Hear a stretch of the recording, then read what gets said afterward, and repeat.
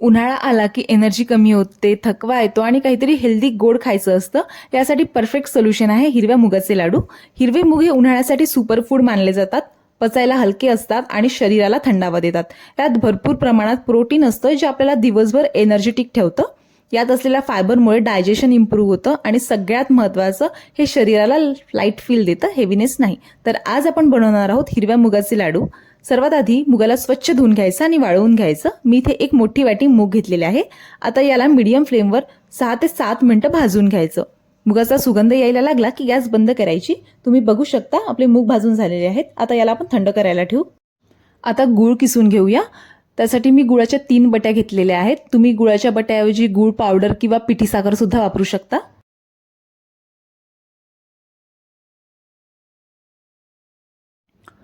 आता मूग थंडे झालेले आहेत. आता याची आपण पावडर बनवून घेऊ.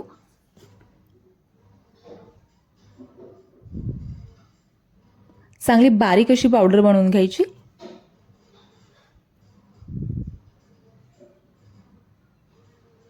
तुम्ही बघू शकता अगदी बारीक अशी पावडर झालेली आहे. आता आपण मुगाची पावडर भाजून घेऊ. त्यासाठी पॅनमध्ये घ्यायचं तूप. मी इथे 3 चमचे तूप घेते आहे. एकाच वेळेस तूप घालून भाजण्यापेक्षा थोडं थोडं तूप घालून भाजायचं, म्हणजे ते व्यवस्थित भाजलं जातं. पीठ भाजताना ते मंद आचेवर भाजायचं, म्हणजे ते जळणार नाही आणि सतत चमच्याने फिरवत राहायचं. त्यामुळे ते चांगलं भाजलं जाईल आणि सगळीकडे व्यवस्थित तूप लागेल.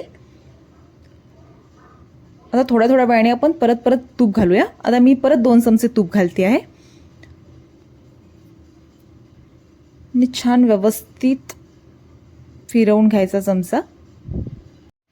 तूप घातल्यामुळे थोड्याशा गुठळ्या तयार होतात, त्या फोडून घ्यायच्या आणि थोडं थोडं तूप घालायचं आणि परत ते चांगलं फिरवायचं. मी परत 2 चमचे तूप घालते आहे. व्यवस्थित याला एकत्र करून घ्यायचं. परत 2 चमचे तूप घालते आणि याला एकत्र करून छान भाजून घ्यायचं. पीठ भाजायला मला मीडियम साईजच्या अर्धा वाटी एवढं तूप लागलेलं आहे. तुम्ही बघू शकता याचा रंग सुद्धा बदललेला आहे आणि याला ओलसरपणा आलेला आहे. जो तुपामुळे ओलसरपणा येतो तो खूप महत्त्वाचा आहे आणि याला सुगंध सुद्धा खूप छान सुटलेला आहे. आपलं पीठ भाजून झालेलं आहे. आता याला आपण एका ताटामध्ये काढून घेऊ. आता आपण ड्रायफ्रूट्स भाजून घेऊया. त्यासाठी पॅनमध्ये घ्यायचं 2 चमचे तूप. मी इथे काजू, बदाम आणि पंपकिन सीड्स घेतलेले आहेत. काजू आणि बदामला मी कापून घेतलेलं आहे. तुम्ही तुमच्या आवडीनुसार ड्रायफ्रूट्स घेऊ शकता. याला 1-2 मिनटं भाजून घेऊ. आता आपण मुगाच्या पावडरमध्ये गूळ घालू. पावडरमध्ये गूळ कोमट असतानाच घालायचा, म्हणजे तो व्यवस्थित लागतो. आता याला आपण बारीक करून घेऊया. तुम्ही बघू शकता गूळ छान एकत्र झालेला आहे. आता याला आपण एका ताटामध्ये काढून घेऊ. हे मिश्रण थोडं कोमटच आहे. कोमट असतानाच लाडू वळायचे, म्हणजे ते व्यवस्थित वळल्या जातात. तर ज्या गुठळ्या असतील त्या फोडून घ्यायच्या. आता यामध्ये घालू आपण वेलची पूड आणि ड्रायफ्रूट्स.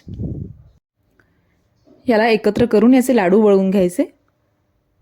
जर मिश्रण खूप थंड झालेलं असेल तर यामध्ये थोडं तूप घालायचं आणि लाडू वळायचे. पण कोमट असताना जर लाडू बनवले तर ते थोडे सोपी जातात बनवायला आणि पटापट बनतात.